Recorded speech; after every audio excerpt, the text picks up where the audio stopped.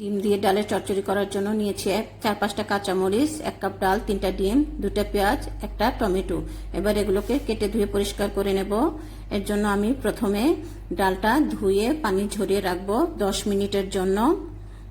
এই যে পেঁয়াজ কুচি করে নিয়েছি, টমেটো কুচি করে নিয়েছি, কাঁচামরিচ ফালি করে নিয়েছি, ডিম ভেঙে নিয়েছি।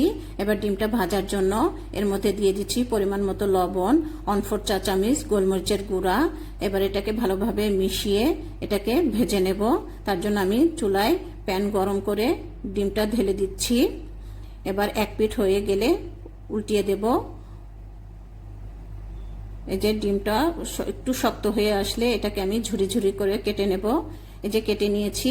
এবার এটাকে নামিয়ে রেখে কড়াই বসিয়ে দেব।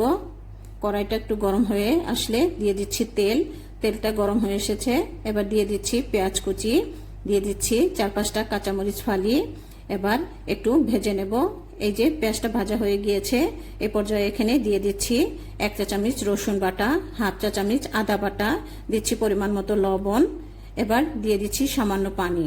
এবার এটাকে একটু কষিয়ে নেব আদা রসুনের কাঁচা গন্ধ চলে যাওয়া পর্যন্ত।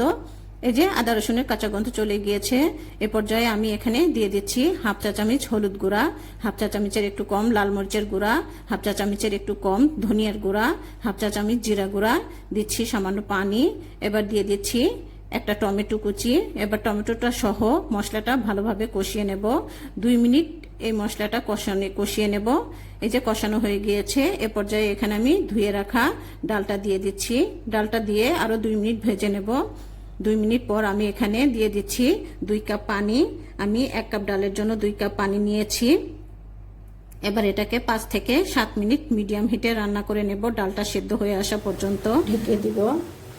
মাঝে মধ্যে অবশ্যই নেড়ে দিতে হবে। তো ফিরে আসলাম 5 থেকে 7 মিনিট পর। এই যে ডালটা ঘন হয়ে এসেছে। এ পর্যায়ে এখানে আমি লবণটা চেক করে দেখব। তো আমার সামান্য একটু লবণ লাগবে, তাই আমি লবণ দিয়ে দিচ্ছি। এবার ভেজে রাখা ডিমটা দিয়ে দিচ্ছি সামান্য ঘি। এবার 2টা কাঁচামরিচ দিব। আমি কাঁচামরিচের আগাটা ছিঁড়ে দিয়েছি জাস্ট ফ্লেভারের জন্য, এতে ঝাল হবে না। এবার ঢেকে দিচ্ছি। ঢেকে দিয়ে আমি 2 মিনিট রান্না করে নামিয়ে নিব। তো এই যে আমার রান্নাটা হয়ে গিয়েছে, আমি নামিয়ে নিচ্ছি। এই যে রেডি হয়ে গিয়েছে আমার ডিম দিয়ে ডালের চচ্চড়ি। তো আমার রান্নাটা কেমন লাগলো সবাই কমেন্ট করে জানাবেন। আজকে এই পর্যন্তই। আল্লাহ হাফেজ। আসসালামু আলাইকুম।